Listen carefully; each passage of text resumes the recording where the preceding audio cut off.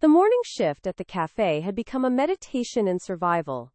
Steam hissed from the espresso machine in rhythmic bursts, each sound a marker of time passing. Of another hour closer to closing. Another day of keeping her head down and her hands busy. She wiped the counter for the third time in as many minutes, the cloth moving in practiced circles across marble that already gleamed under the pendant lights. The scent of roasted beans mingled with something sharper, the metallic tang of fear that had become her constant companion, invisible but ever present like a second skin she couldn't shed. Her reflection caught in the polished chrome of the machine, fractured and distorted, a woman she barely recognized anymore. Dark circles shadowed eyes that had once sparkled with ambition, now dulled by exhaustion and vigilance. The café uniform hung loose on her frame, evidence of meals skipped and appetite lost to anxiety. Outside, the city moved through its morning routine, oblivious pedestrians clutching briefcases and phones, their biggest concern whether they'd make their 9 o'clock meetings. She envied their ordinary problems, their uncomplicated lives that didn't involve checking every face that passed the window, searching for the one that would mean her carefully constructed sanctuary had finally crumbled. The bell above the door chimed, and her heart performed its familiar leap of panic before settling back into its cage of ribs. Just another customer, an elderly man with silver hair and weathered hands that spoke of decades of labor. He moved with the careful deliberation of someone who'd learned to navigate the world through pain and persistence, his cane tapping a steady rhythm against the tiled floor. Something about his eyes caught her attention, a sharpness that contradicted his frail appearance, an awareness that seemed to catalog everything in the room with a single sweep of his gaze. He chose the table by the window, settling into the chair with a soft grunt of relief, positioning himself so he could see both the door and the street beyond. A habit born of necessity, she recognized, the same instinct that made her sleep with one eye open and her phone within arm's reach. She approached with her order pad, the smile she'd perfected over months of hiding, warm enough to seem genuine but not so bright as to invite conversation. The old man studied her with unsettling intensity, his eyes moving from her face to her hands, which she realized were trembling slightly. She clasped them together, the notepad pressed between her palms like a shield.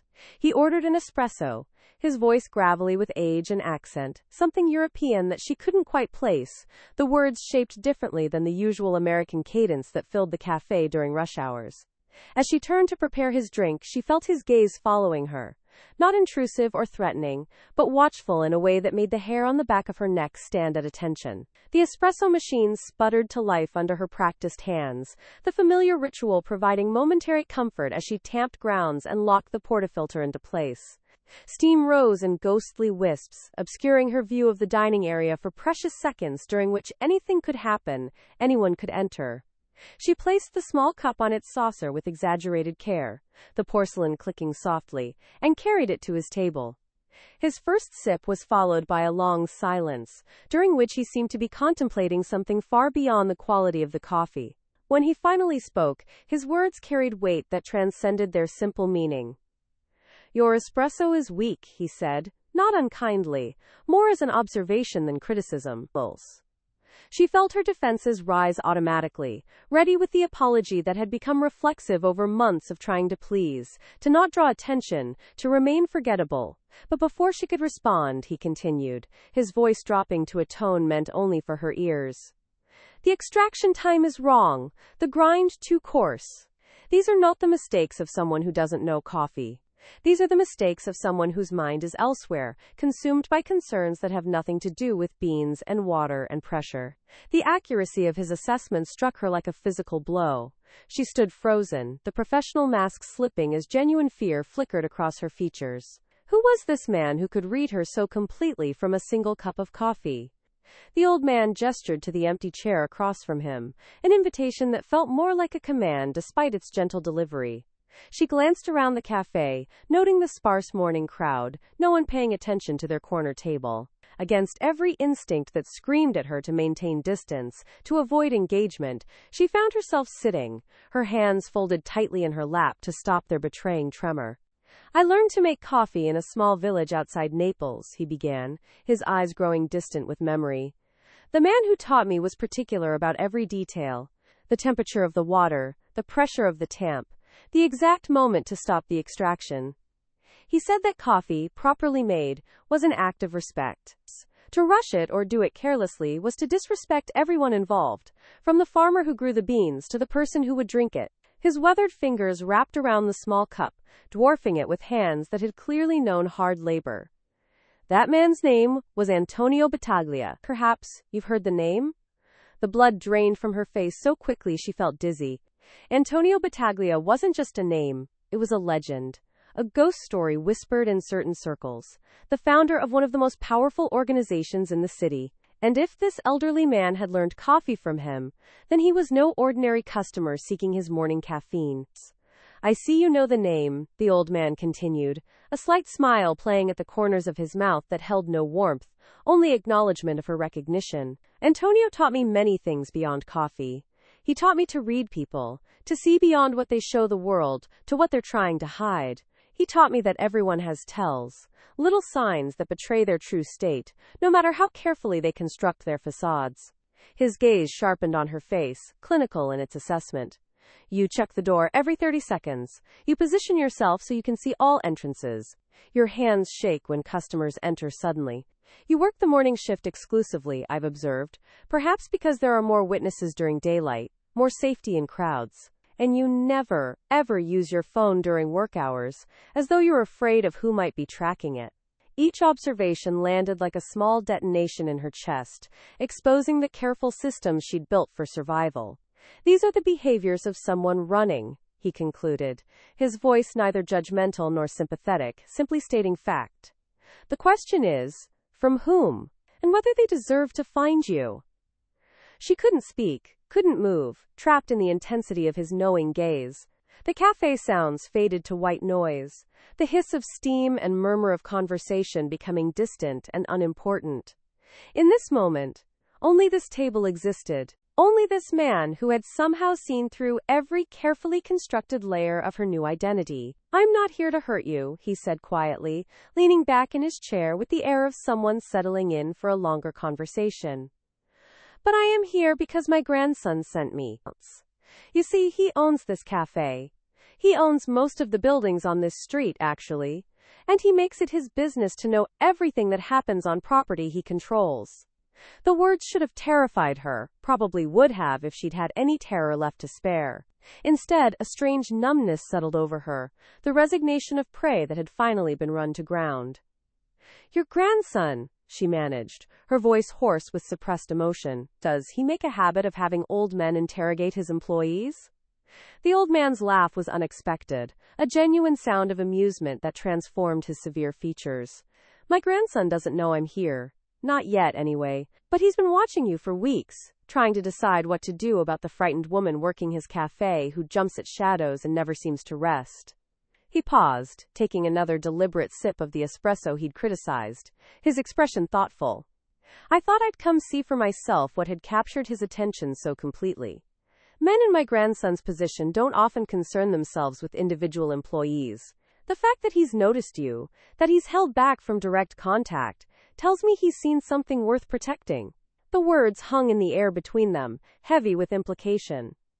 I don't need protection, she said automatically, the lie tasting bitter on her tongue. The old man's eyebrow rose fractionally. Everyone needs protection from something. The only question is whether they're willing to accept it and at what price. Before she could respond, the bell above the door chimed again, and this time her entire body went rigid with recognition. The man who entered was tall and imposing, dressed in a suit that whispered wealth and power, his movements carrying the fluid confidence of someone who'd never had reason to doubt his place in any room. But it was his eyes that held her frozen, eyes that had haunted her dreams and nightmares for months, eyes that found hers across the cafe with the inevitability of a predator spotting prey. Her ex-boyfriend, the man she'd fled across state lines to escape, stood in the doorway with a smile that promised retribution for all the trouble she'd caused him. The old man followed her gaze, his expression hardening into something that suddenly made his age irrelevant. In that transformation, she saw glimpses of the man who'd learned at Antonio Battaglia's feet, who'd survived in a world where weakness meant death. He set his espresso cup down with deliberate care, the small click of porcelain on wood sounding like a declaration of intent. Stay seated, the old man instructed, his voice carrying an authority that brooked no argument. He stood slowly, his frailty seeming to fall away like a discarded coat, revealing the steel beneath. Her ex-boyfriend's confident stride faltered slightly as he registered the elderly man moving to intercept him, confusion flickering across his features. Whatever he'd expected to find at the cafe, it clearly wasn't this. "I'm here for her," her ex stated, his voice carrying the entitled aggression she remembered too well, the tone that preceded violence and accusations. "She's got something that belongs to me, and we're going to have a conversation about it." The old man positioned himself directly in her ex's path, and despite the difference in their ages and physical capabilities, somehow, the elderly man seemed to occupy more space, to carry more threat in his stillness than the younger man did in all his posturing. "The lady is working," the old man said simply, "and this is a place of business. If you have concerns, you can take them up with the owner." Her ex-boyfriend laughed, the sound harsh and mocking. "The owner?" "Old man, I don't know who you think you are, but you need to step aside before you get hurt. This is between me and her. It has nothing to do with you." The old man's smile was cold enough to lower the temperature in the room. "Elf. Everything that happens in this cafe has to do with me, son. You see, the owner you'd need to take your concerns to? That's my grandson, and I taught him everything he knows about protecting what's his." The words hung in the air like a thrown gauntlet, the implications spreading through the cafe like ripples from a stone dropped in still water. She saw her ex's expression shift from aggression to calculation, saw him processing the threat implicit in the old man's stance and words. "I don't care who your grandson is," her ex said, but his voice had lost some of its certainty. "She owes me. She ran out in the middle of the night, cleaned out our savings, and disappeared. That's theft. I'm well within my rights to—" "To what?" the old man interrupted, his voice quiet but cutting through her ex's bluster like a blade. "To come into a place of business and make threats? To harass an employee during her shift? To intimidate a woman who clearly wants nothing to do with you?" He took a step closer, and somehow her ex took an involuntary step back. "Let me educate you about rights, son. You have the right to leave this establishment immediately. You have the right to never return. Those are your only rights in this situation." The cafe had gone completely silent, other patrons openly watching the confrontation unfold. She remained frozen in her chair, torn between the instinct to run and the strange, compelling desire to see how this played out. Her ex's face flushed with anger and humiliation at being challenged by someone he clearly viewed as beneath his concern. "Listen, old man, I don't want trouble, but that's my girlfriend, and I'm not leaving without her. We have things to discuss, property to settle. She can't just run away and think there won't be consequences." The old man's expression didn't change, but something in the air shifted, a subtle tightening that made everyone in the cafe hold their breath. "She is not your anything. That much is clear from the way she reacted when you walked in.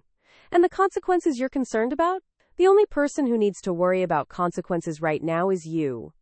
He pulled out his phone with deliberate slowness, never taking his eyes off her ex. "I'm going to make a call now. When I do, my grandson will be here in 5 minutes. When he arrives, you can explain to him why you thought it appropriate to threaten one of his employees. Or you can save us all the trouble and leave now. I strongly suggest the latter." For a long moment, her ex seemed to be weighing his options, pride wearing with pragmatism on his features. She could see the exact moment he decided to retreat, his shoulders dropping fractionally, his stance losing its aggressive edge. "This isn't over," he said, directing his words at her over the old man's shoulder. "You can't hide behind some cafe owner forever. I know where you work now. I'll be watching." The threat hung in the air as he turned and walked out, his exit lacking the confidence of his entrance. The bell chimed his departure, and she felt something in her chest loosen fractionally, though she knew the relief was temporary. He'd found her. Her carefully constructed sanctuary had been breached. It was only a matter of time before he returned, probably with more planning and less public confrontation. The old man returned to the table, settling back into his chair with a soft grunt, his age seeming to return now that the immediate threat had passed. He picked up his espresso cup, cold now, and examined it with apparent interest. "That coffee really is terrible," he observed conversationally, as though the past few minutes hadn't happened. But the company is interesting, which compensates somewhat. She stared at him, her mind struggling to process the rapid sequence of events. Why did you do that? She finally managed, her voice barely above a whisper. You don't even know me. You don't know what he said might be true. I could have stolen from him. I could be the bad person in this situation. The old man set down his cup and met her eyes with surprising gentleness. I've been reading people for 70 years. I know a predator when I see one, and I know prey. That man who just left? He's used to getting his way through intimidation and force. You? You're terrified but trying to be brave. You work hard, keep your head down, and haven't caused a single problem since you started here.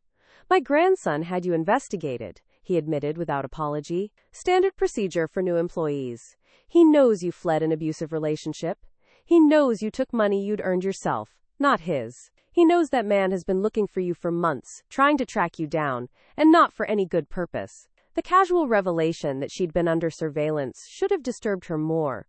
But somehow the knowledge that someone had been watching, had known her situation, and hadn't exploited it, felt almost comforting. Your grandson, she said slowly, trying to piece together the situation.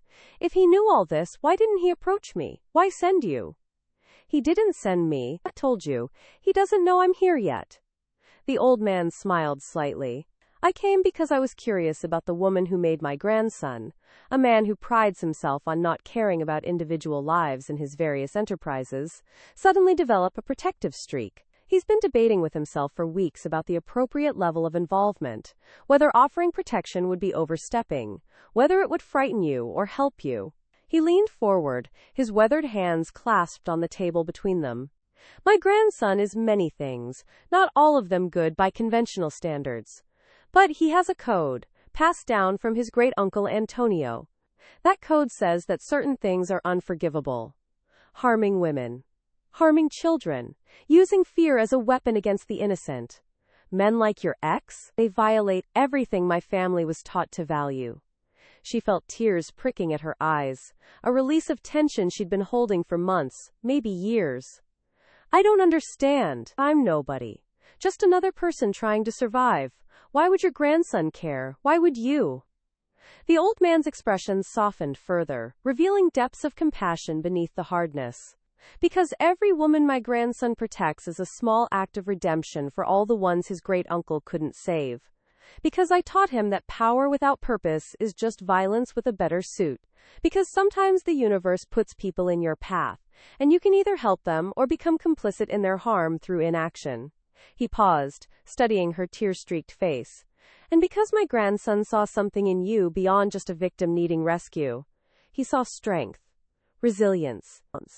Someone who'd risked everything to escape, who'd built a new life from nothing, who showed up every day and did her job well despite being terrified. Those qualities are rare, worth protecting, worth investing in. The café, Amos' normal sounds gradually reasserted themselves as the drama subsided, conversations resuming in hushed tones, the espresso machine hissing back to life as other customers ordered. She wiped at her eyes with the back of her hand, aware she probably looked a mess but beyond caring. What happens now? She asked, feeling simultaneously more vulnerable and more safe than she had in months. He knows where I am. He'll come back. He always comes back. The old man nodded, unsurprised by her assessment. Yes, he will. Men like that don't accept defeat gracefully. Which is why my grandson will want to speak with you. Not to pressure you or demand anything, but to offer options you didn't know you had. He pulled out his phone again, this time actually placing a call. Yes, it's me, Aspang. You should come to the cafe now. We need to discuss one of your employees, and a situation that requires attention. He listened for a moment, a slight smile playing at his lips. Yes, the one you've been fretting about like an old woman. Just get here. 20 minutes later, the bell above the door chimed again, and she looked up to see a man in his mid-30s enter with the kind of presence that made everyone in the cafe sit up straighter without consciously realizing they were doing it. He was tall, dark-haired, dressed in casual elegance that somehow suggested more wealth than her ex's designer suits ever had. His eyes swept the room with the same assessing quality as his grandfather's, cataloging exits and potential threats before settling on their table. When his gaze found hers, something electric passed between them, a recognition that transcended their lack of previous direct contact. He'd been watching over her from a distance, and somehow she'd sensed it, had felt safer in this cafe than anywhere else she'd worked or lived since fleeing. As he approached their table, she saw his grandfather watching them both with an expression of satisfaction, as though pieces of a puzzle he'd been working on had finally fallen into place. "I'm told we have a situation," he said, his voice deep and controlled, the kind of voice that didn't need to rise to command attention. He pulled out a chair and sat without invitation, his movements economical and precise. "My grandfather has a tendency to involve himself in matters I'm perfectly capable of handling, but since he's already here, we might as well discuss this properly." Up close she could see the family resemblance, the same sharp intelligence in his eyes, the same way of looking at someone, as though reading a book written in a language only they could understand. "I apologize for my grandfather's interference," he continued, though his tone suggested he wasn't actually sorry at all. Though knowing him, his interference was probably timelier than my own carefully considered approach would have been. He glanced at the old man with something that might have been fondness mixed with exasperation. "He has a gift for arriving at exactly the moment his presence becomes necessary rather than merely convenient." The old man shrugged, unrepentant. "Someone needed to teach her to make proper espresso. And since you were taking your time working up to an introduction, I thought I'd handle it myself. Also, her ex-boyfriend showed up, making threats. I handled that too, you're welcome." The grandson's expression hardened at this information, a flash of something dangerous crossing his features before being carefully controlled. "He was here? In my establishment?" The threat in his voice was subtle but unmistakable, promising retribution for the transgression. "And he left in one piece?" The old man's smile was knowing. "I thought you'd prefer to handle any necessary follow-up personally. I simply encouraged his departure, and suggested he reconsidered his priorities. But he's determined. He'll be back, unless given compelling reasons to abandon his pursuit." She found her voice, looking between grandfather and grandson, trying to understand the dynamic between them and her role in whatever was unfolding.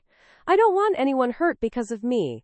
I can leave, find somewhere else to work, somewhere he won't find me again. I've done it before." The grandson's attention focused entirely on her, his gaze intense enough to make her want to look away but somehow compelling her to maintain eye contact. "Running is always an option," he said quietly, "but it's exhausting and temporary. Men like your ex-boyfriend don't stop because you move cities. They stop when they encounter consequences that make continuing more costly than abandoning the pursuit." He leaned forward slightly, his forearms resting on the table. "I'm offering you an alternative. Protection. Real protection, not just temporarily scaring him off.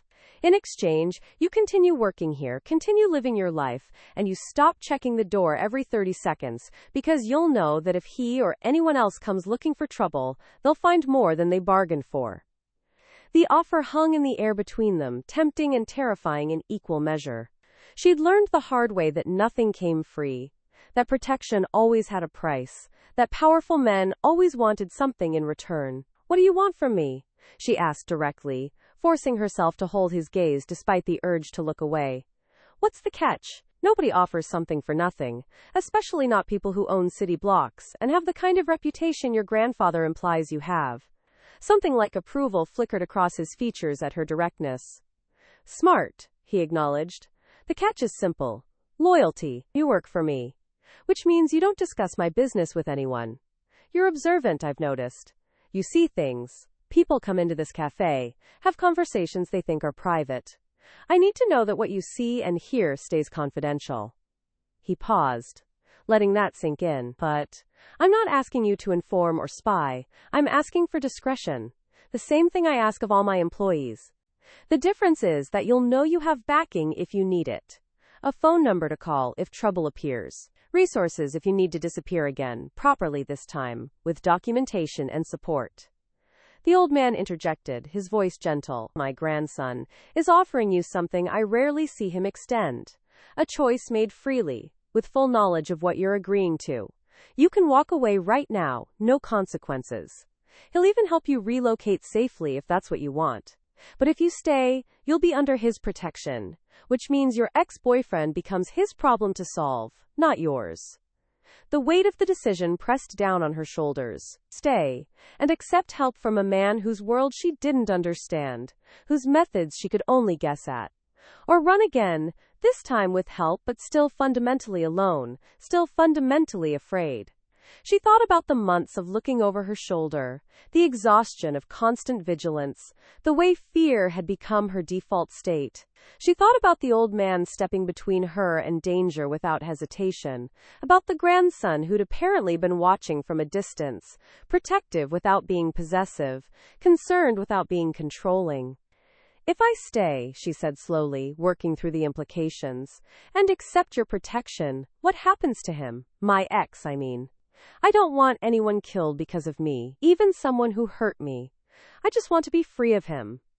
The grandson's expression was unreadable as he considered her words. In the fime.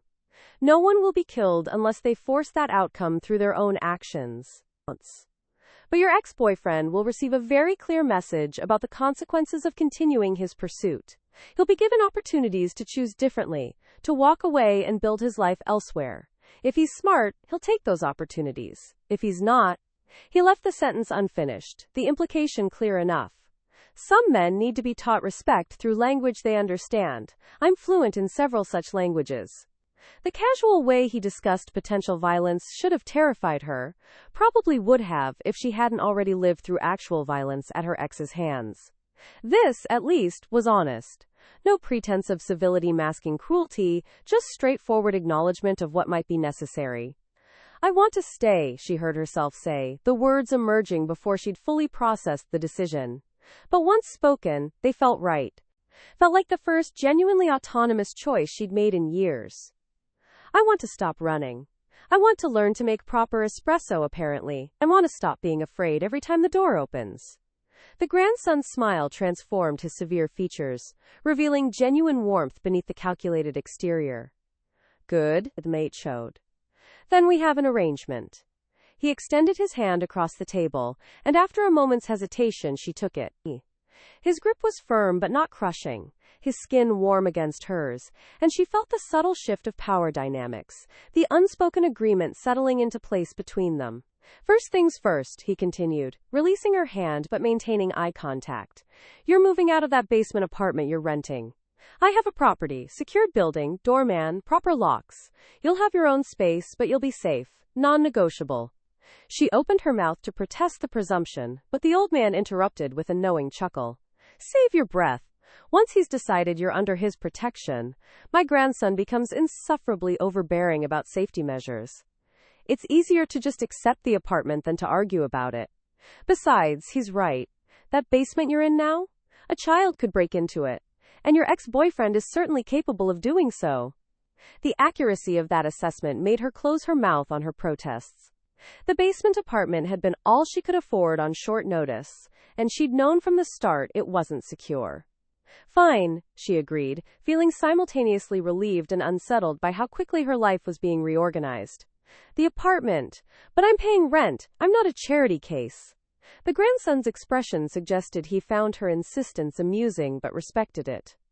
Reduced rent, market rate would be beyond your current salary. But yes, you'll pay something. Dignity matters. I understand that. The old man stood, his movements stiff with age now that the adrenaline of confrontation had faded. My work here is done. I've introduced you properly, prevented a scene, and ensured my grandson actually does something about the situation instead of brooding over it for another month. He fixed his grandson with a pointed look. And you're going to teach her to make proper espresso. It's embarrassing that an establishment bearing the Battaglia legacy serves coffee that week. The grandson rolled his eyes but nodded. Yes, grandfather. I'll personally oversee her training. We can't have customers complaining about the espresso. After the old man left, moving toward the door with his cane tapping its steady rhythm, an odd silence settled over the table. She looked at her new protector, employer, landlord, whatever he was becoming to her, and tried to reconcile all the contradictions he represented. Power and gentleness, birds. Danger and safety.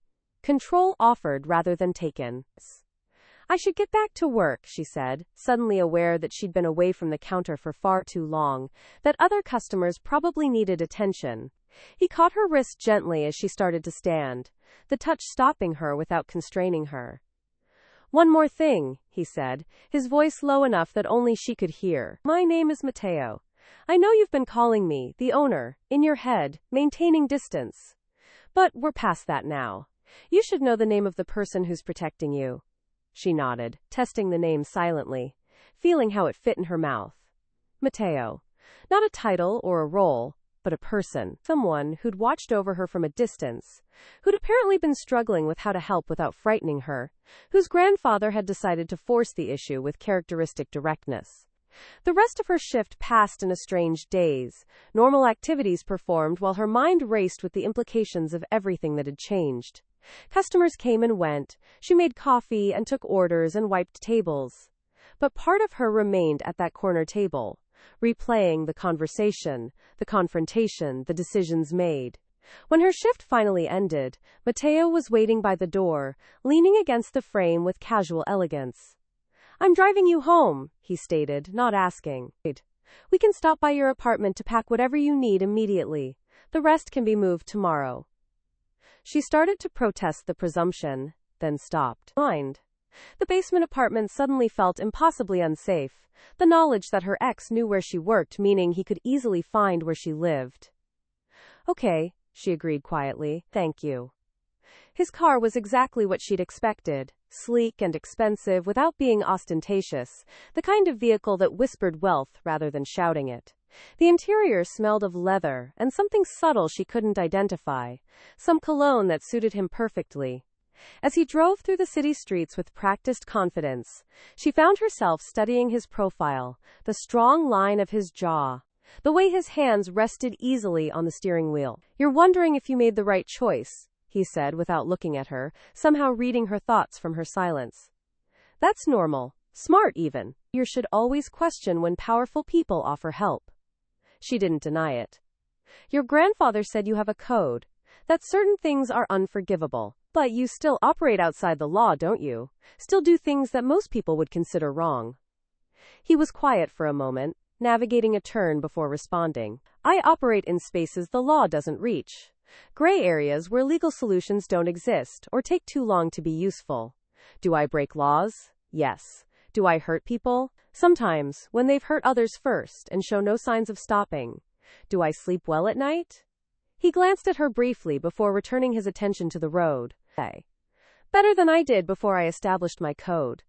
Better than I would if I stood by and did nothing while people like your ex-boyfriend terrorized people weaker than themselves." The honesty in his answer was somehow more reassuring than any protestation of virtue would have been. She knew who she was accepting help from now, knew the moral complexity of what she was agreeing to, and still found herself choosing to trust him. Perhaps because he'd given her a choice. Perhaps because his grandfather had stepped between her and danger without expecting anything in return. Perhaps because she was simply too exhausted to keep running alone. The basement apartment looked even more depressing through Matteo's eyes, she imagined, seeing it the way he must see it, cramped and dark and utterly inadequate. But he made no comment, simply helped her gather the few possessions she'd accumulated.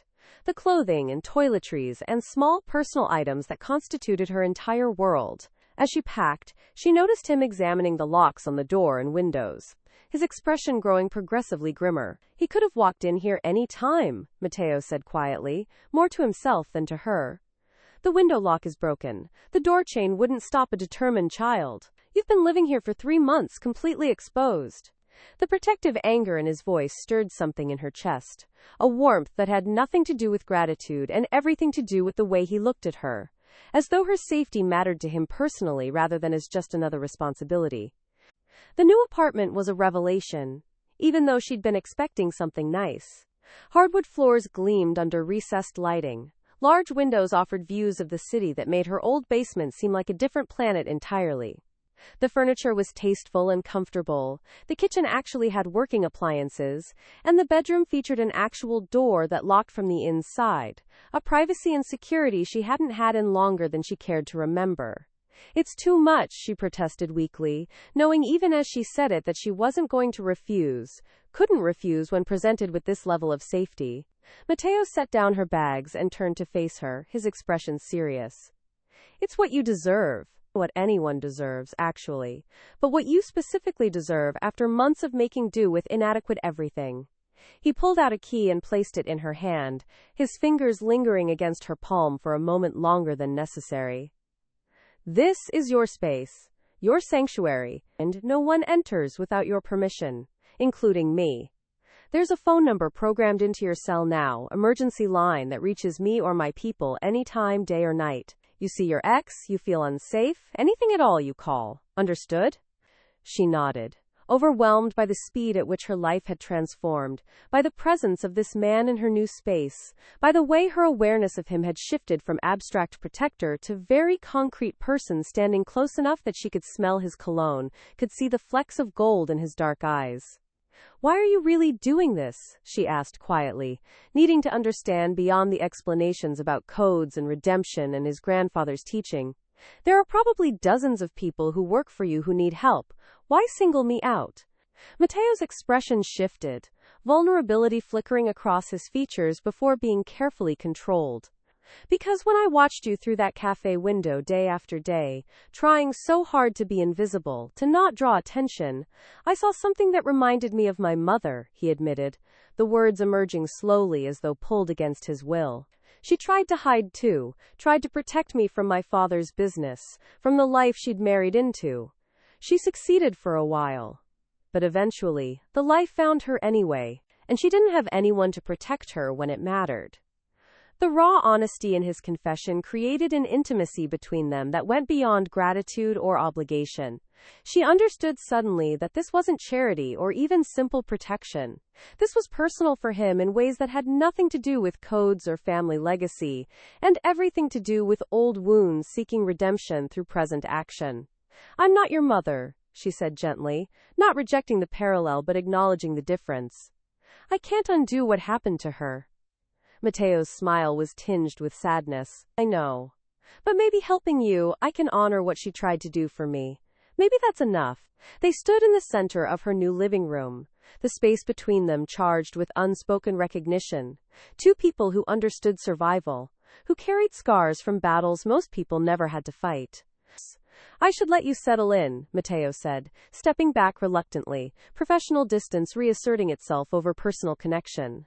There are groceries in the kitchen, basics to get you through until you can shop yourself. Security in the building knows you're a priority resident, they'll be extra attentive. And tomorrow, after your shift, I'll start teaching you to make proper espresso. My grandfather will never let me hear the end of it if I don't. She laughed, the sound startling her with its genuine amusement, a real laugh untainted by fear or anxiety. When had she last laughed like that? Thank you, she said, the words inadequate but sincere.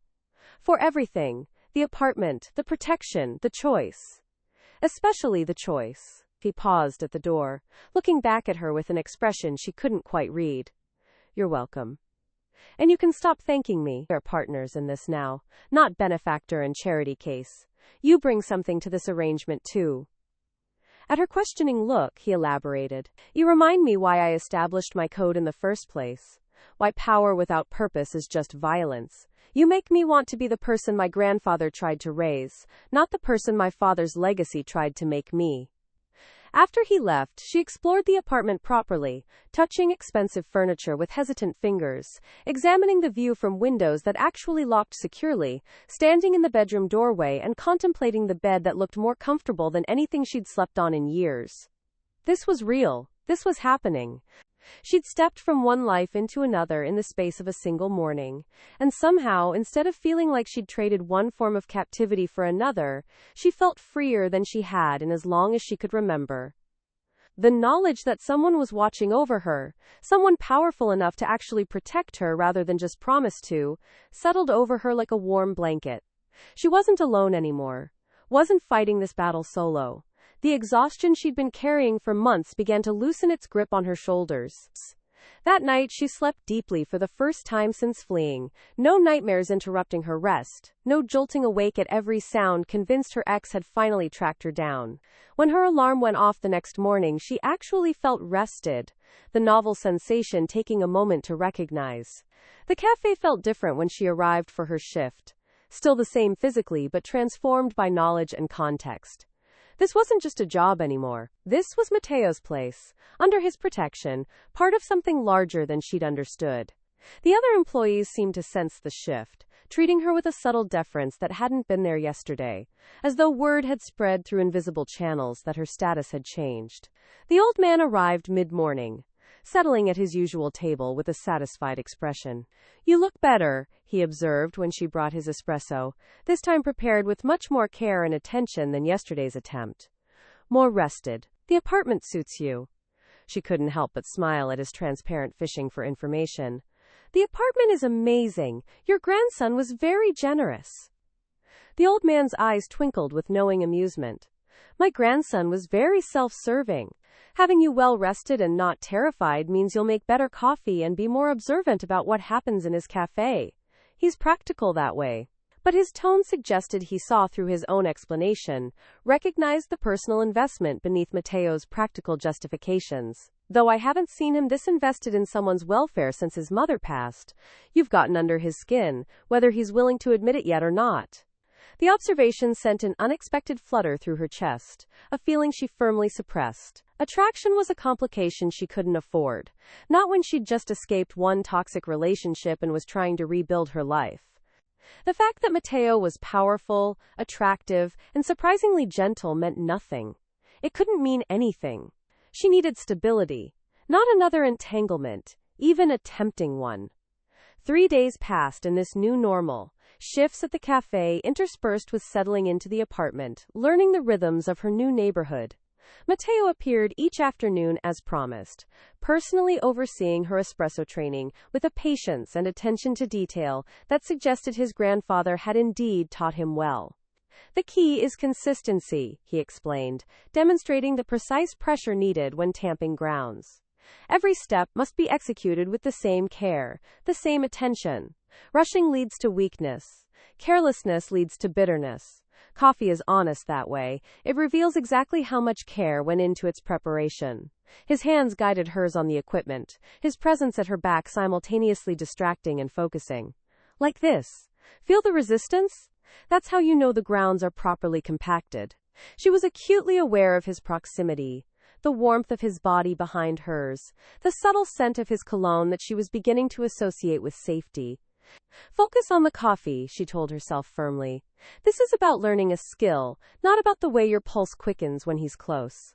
On the 4th day, her ex returned, but this time he wasn't alone. 2 men accompanied him, both carrying themselves with the unmistakable swagger of hired muscle, their presence designed to intimidate.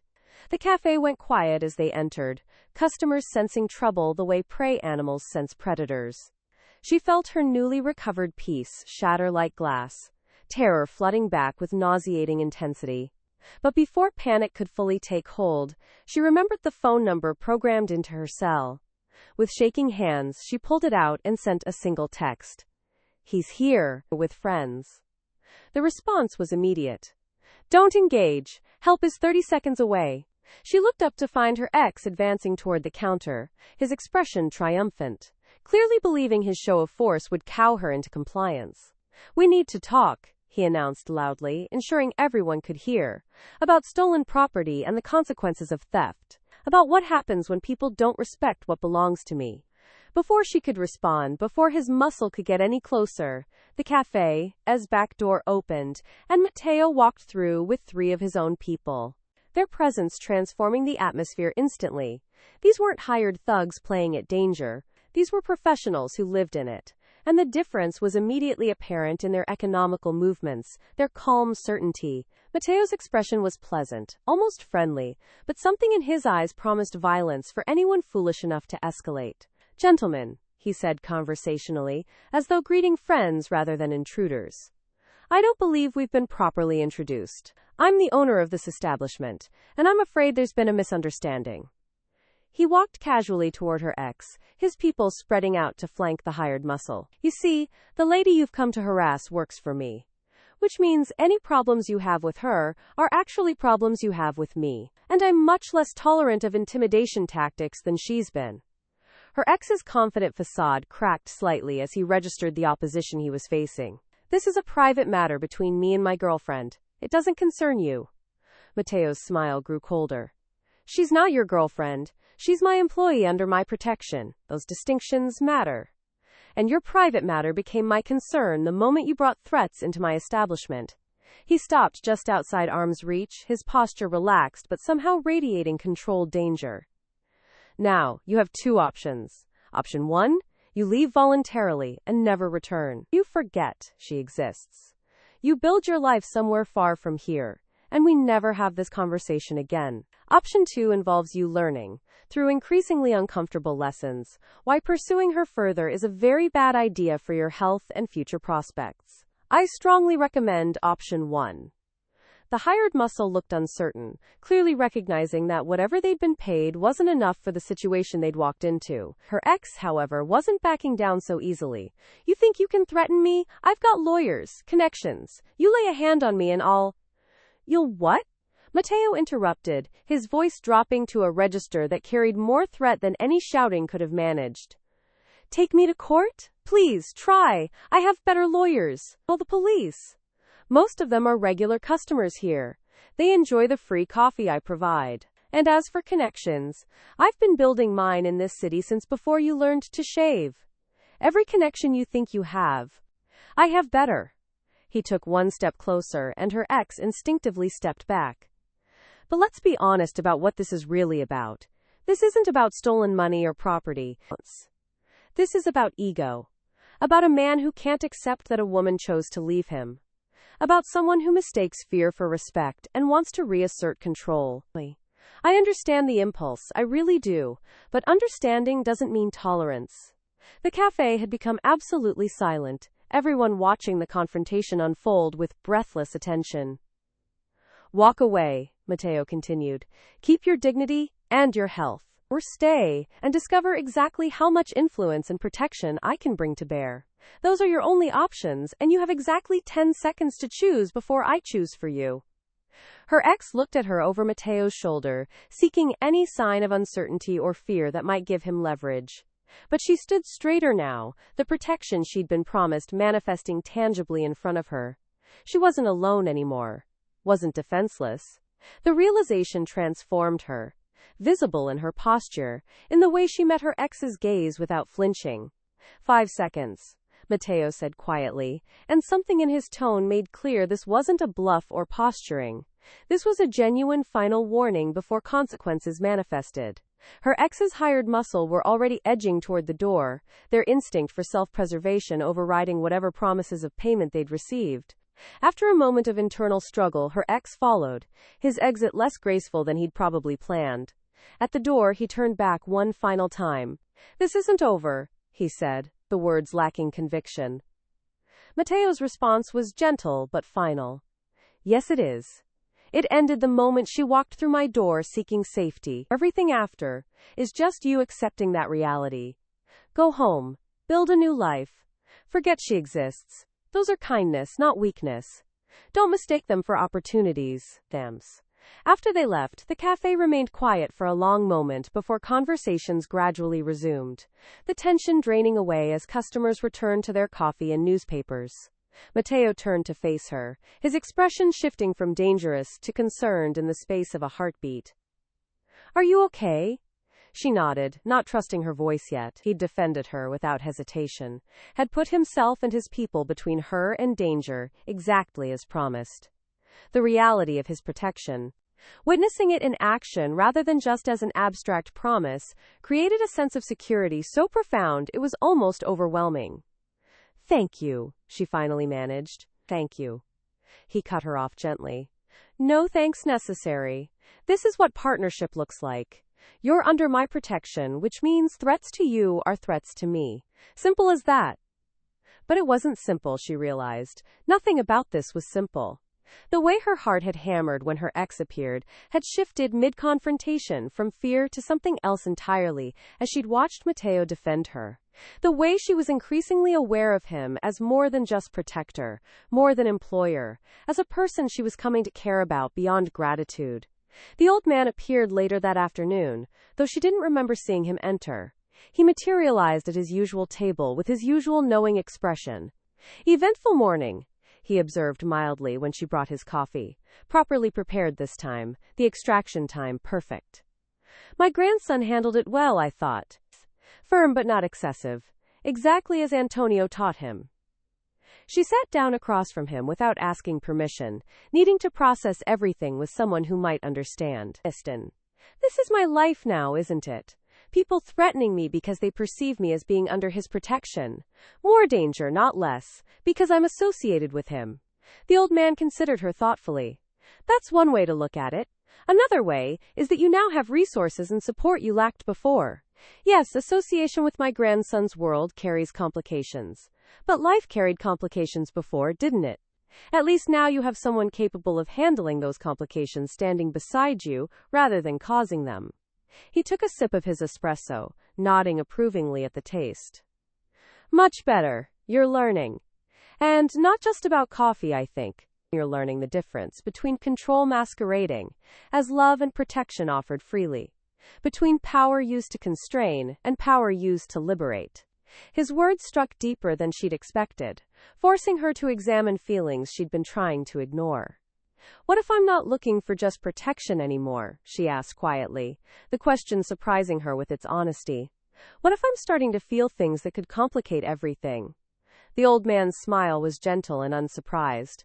Then you tell my grandson. He's perceptive about many things, but his own heart often remains a mystery to him, until someone points out the obvious. He cares about you. Has since he first noticed you checking the doors, trying to be invisible. But he won't pursue anything beyond protection unless you explicitly indicate you want more. He respects boundaries that way, even to his own detriment. The conversation lingered in her mind throughout the rest of her shift, through the evening when she returned to her safe apartment, through the night when sleep came more easily than it had in years.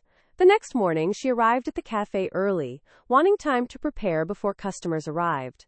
She found Matteo already there, working through paperwork at a corner table, his concentration absolute. You're here early, she observed, startling him from his focus. He looked up with a smile that transformed his serious features. Couldn't sleep, kept replaying yesterday, wondering if I handled it right, if you felt truly safe or just transferred your fear from one source to another. The vulnerability in his admission made her brave. I felt safe, she assured him. For the first time in longer than I can remember, I felt like someone actually had my back. Not because they wanted something in return, but because they'd chosen to stand there. She moved closer, drawn by something she'd been trying to resist. Your grandfather told me you've been watching over me since I started here, that you noticed me trying to be invisible and decided to protect me even before you knew my full story. Matteo's expression shifted to something between sheepish and defensive. My grandfather talks too much. But yes, I noticed you. It was impossible not to. The way you checked every exit, jumped at loud noises, worked yourself to exhaustion trying to be perfect enough to not draw attention. I recognized the behavior because I'd seen it in my mother. I couldn't help her, but I thought maybe I could help you. If you let me. I'm letting you, she said softly, taking another step closer. But I need you to understand something. I'm not your mother. I'm not a replacement for someone you couldn't save, or a chance for redemption. I'm just me, figuring out how to live again without fear, learning that maybe not all powerful men use their power to control. She was close enough now to see the flecks of gold in his dark eyes, to notice the faint scar above his left eyebrow that gave his severe features character. And I'm starting to think that maybe protection isn't all I want from you. Maybe I want to understand who you are beyond the role you play. Maybe I want you to see me as more than someone who needs saving. Matteo's expression transformed, hope and uncertainty wearing with careful control. What are you saying? He asked, his voice careful, as though afraid the wrong response might shatter this moment. I'm saying that when you're near me, I feel things I haven't let myself feel in years. Safe, yes, but also seen, valued, like maybe there's a future beyond just surviving, beyond just not being afraid. She reached out tentatively, her hand resting against his chest where she could feel his heart beating rapidly beneath expensive fabric. I'm saying that your grandfather was right. What I'm feeling isn't just gratitude, it's something more complicated, more dangerous in its own way. Matteo's hand came up to cover hers, holding it against his chest.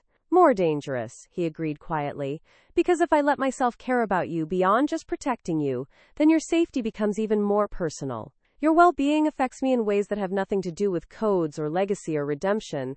You become a vulnerability I can't entirely control. He turned his hands so their palms were pressed together, his fingers interlacing with hers. But maybe that's not a bad thing. And maybe vulnerabilities are what make us human instead of just survivors. The space between them had somehow disappeared. Their bodies close enough that she could feel his warmth, could smell his cologne, could see the uncertainty in his eyes that matched her own. I'm terrified, she admitted honestly, of trusting again, of letting someone close, of believing that this time might be different. Mateo's free hand came up to gentle cup her face, his thumb brushing her cheekbone with devastating tenderness. I'm terrified too, he confessed, of failing to protect you, of becoming someone you fear instead of trust, of wanting something I don't deserve. His gaze searched hers, seeking permission for what they both knew was about to happen. But my grandfather taught me that courage isn't the absence of fear, it's choosing to act despite it. So I'm choosing to tell you that you've gotten under my skin, that I think about you constantly, that protecting you stopped being just obligation weeks ago and became something personal, something I want rather than just something I decided was necessary. She closed the final distance between them, her lips meeting his in a kiss that felt like a promise and a question simultaneously. He responded with restrained intensity, one hand tangling in her hair while the other pulled her closer. His kiss thorough but gentle, passionate but controlled. When they finally broke apart, both breathing harder, she rested her forehead against his. What happens now? She asked, the question encompassing so much more than just logistics. Now, Mateo said, his voice rough with emotion, we take this slowly. You build something real on a foundation of trust instead of just need. We figure out who we are together beyond protector and protected. We make proper espresso and annoy my grandfather with how long it takes us to admit what he figured out weeks ago. His smile was genuine, transforming his features from severe to almost boyish. And we stop being afraid. Together.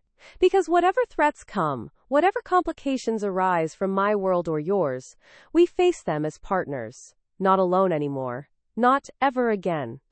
The cafe began to fill with early morning customers, the normal rhythms of the day asserting themselves around their transformed relationship. She returned to her position behind the counter, but everything felt different now, charged with new possibility.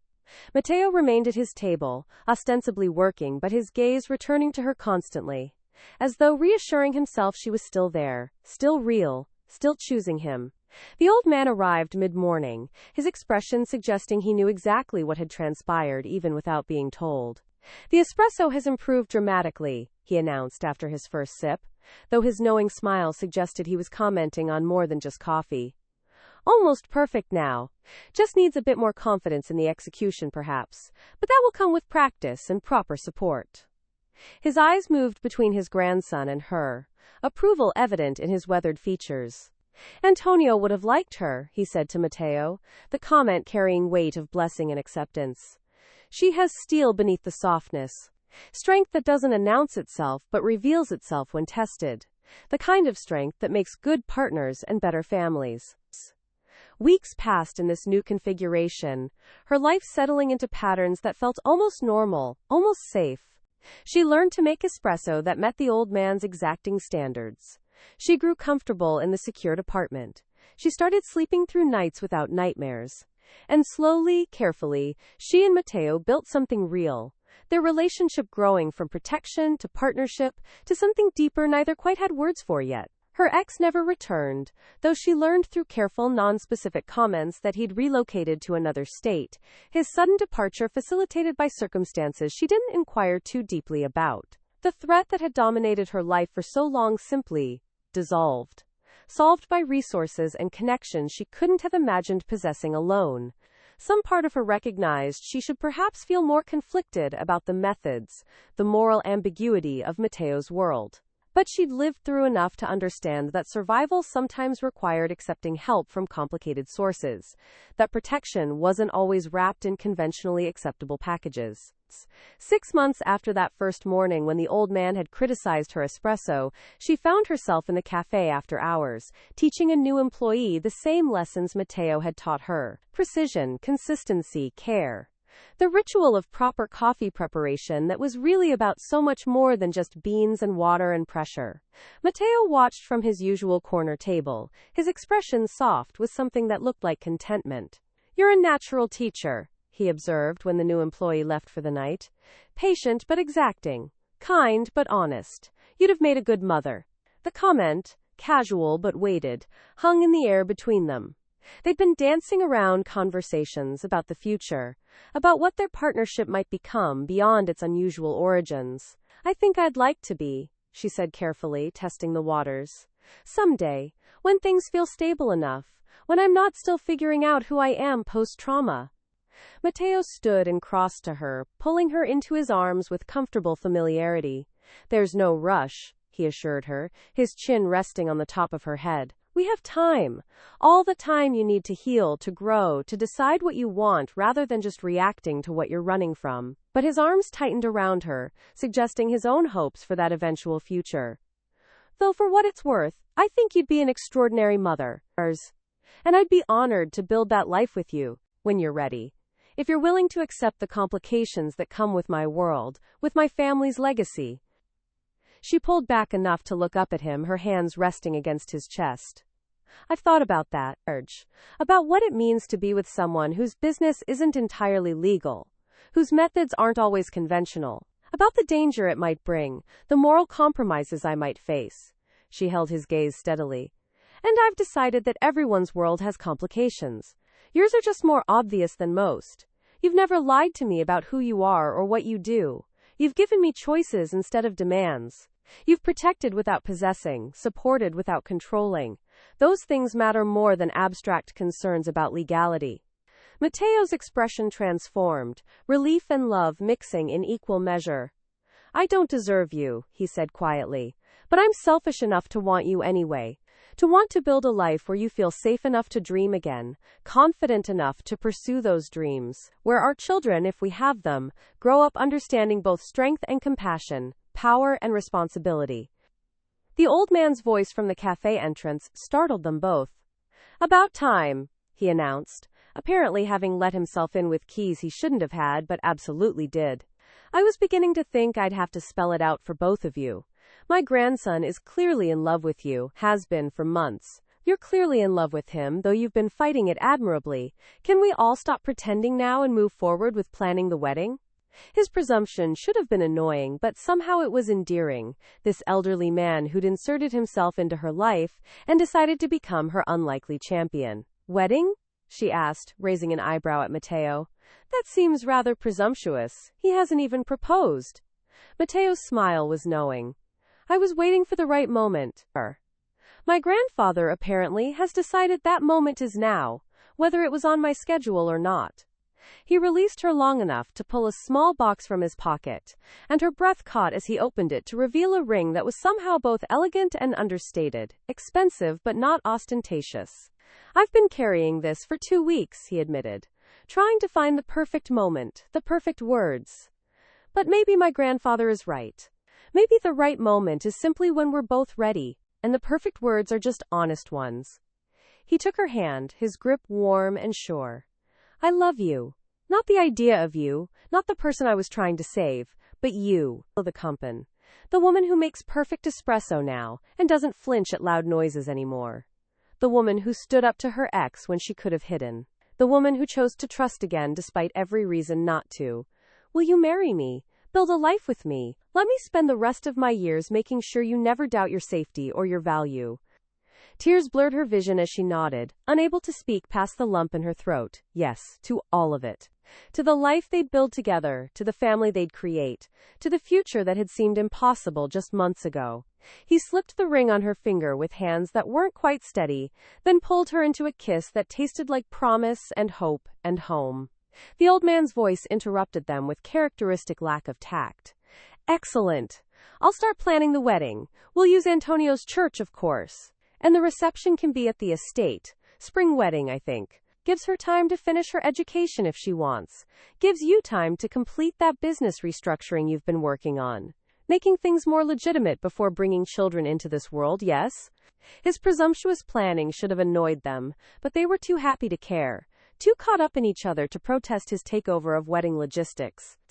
That night, lying in bed in the apartment that had stopped feeling like sanctuary and started feeling like home, she traced the ring on her finger, marveling at how dramatically her life had transformed. From terrified and running to safe and building a future. From alone to partnered with someone who valued her autonomy while offering unwavering support. The journey hadn't been easy or conventional, but somehow it had led her exactly where she needed to be. Matteo's arm tightened around her waist, pulling her closer against his warmth. "No regrets?" he murmured against her hair, the question revealing his own vulnerabilities despite all his power and confidence. "Not a single one," she assured him honestly. "Well, maybe one. I regret all the time I wasted being afraid when I could have been choosing this instead." His soft laugh rumbled through his chest against her back. "We both wasted time. But we found each other eventually. That's what matters." The wedding took place on a perfect spring morning, the church filled with an unusual mixture of people from vastly different worlds. Matteo's associates in their expensive suits sitting beside her few remaining friends from before. The old man presiding over everything with obvious satisfaction, his role in bringing them together acknowledged in his position of honor. As she walked down the aisle toward Matteo, his expression of awe and love visible despite his usual control, she thought about the journey that had led here. The fear and running. The exhaustion and vigilance. The morning an elderly man had criticized her espresso and set in motion everything that followed. She'd been running from danger when she found safety, been seeking invisibility when she found someone who truly saw her, been trying to survive when she found someone who taught her to live again. At the altar, Matteo took her hands, his grip strong and sure, his eyes promising everything his words had already committed to.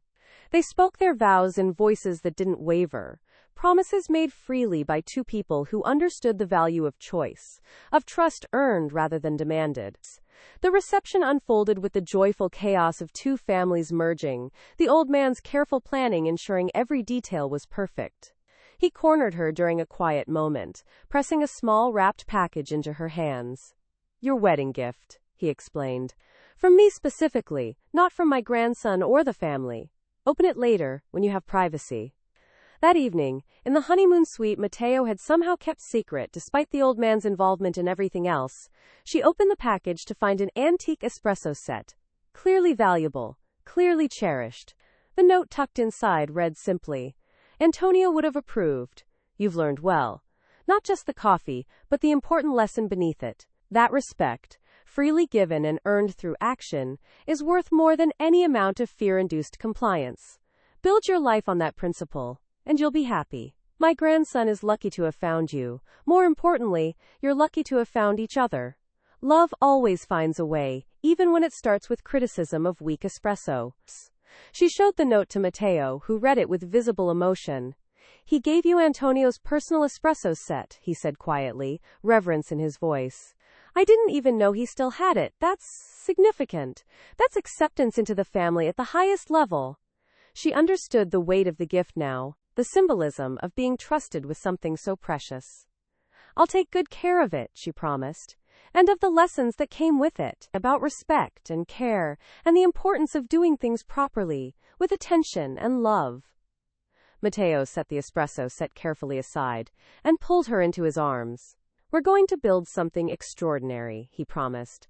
"A life that honors both our pasts while creating something entirely new. A family that understands both strength and compassion. A legacy that makes my grandfather proud and gives our children a foundation we both lacked." Years later, standing in the café that had become the heart of their empire, watching their daughter carefully measure coffee grounds under the old man's exacting supervision, she reflected on how unexpected paths sometimes led to perfect destinations. Her life had become something she never could have imagined during those months of running and fear. She'd found not just safety, but purpose. Not just protection, but partnership. Not just survival, but a life worth living fully. The old man caught her watching and winked, his weathered face creasing with familiar satisfaction. He'd been right all along, of course, about the coffee needing proper attention, about her grandson needing someone to care for, about love finding ways even through the most unlikely circumstances. She crossed to where Matteo was reviewing business documents, sliding her arms around him from behind. He set aside his work immediately, turning to pull her close, his attention shifting entirely to her as it always did when she sought him out. This was what love looked like, she thought. This choosing each other. This building together. This partnership that had started with criticism of weak espresso and transformed into something stronger than she'd ever thought possible.